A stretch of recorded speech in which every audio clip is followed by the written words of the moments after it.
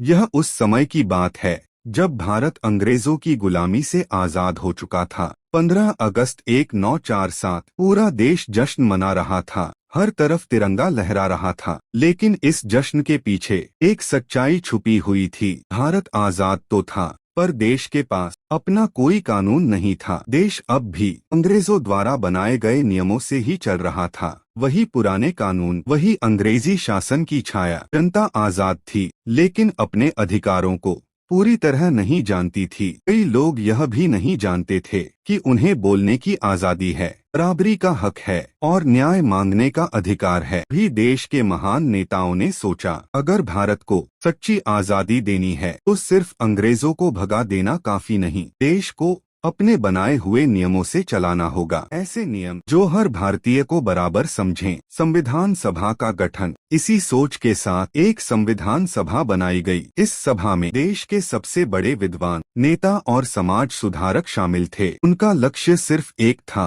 भारत के लिए एक ऐसा संविधान बनाना जो हर नागरिक की रक्षा करे। इस ऐतिहासिक कार्य की सबसे बड़ी जिम्मेदारी डॉक्टर भीमराव अंबेडकर जी को दी गई। ऐसे व्यक्ति को जिसने खुद समाज में भेदभाव झेला था, लेकिन जिसने कभी हार नहीं मानी, उन्हें बनाया गया भारत के संविधान का मुख्य निर्माता। यह काम आसान नहीं था, दिन रात मेहनत करनी पड़ी। करीब 2 साल 11 महीने और 18 दिन की कठिन साधना के बाद भारत का संविधान तैयार हुआ। हजारों पन्ने, अनगिनत बहसें और हर शब्द में भारत का भविष्य, संविधान का संदेश। इस संविधान ने हर भारतीय को दिया समानता का अधिकार, स्वतंत्रता का अधिकार, न्याय का अधिकार, भाईचारे का अधिकार। चाहे कोई अमीर हो या गरीब, जाति, धर्म या भाषा कोई भी हो, सब बराबर हैं। 26 जनवरी 1950।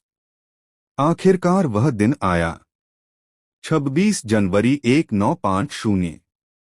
इस दिन भारत का संविधान पूरे देश में लागू हुआ और भारत बना एक गणतंत्र देश। गणतंत्र का मतलब यह नहीं कि देश का कोई राजा नहीं।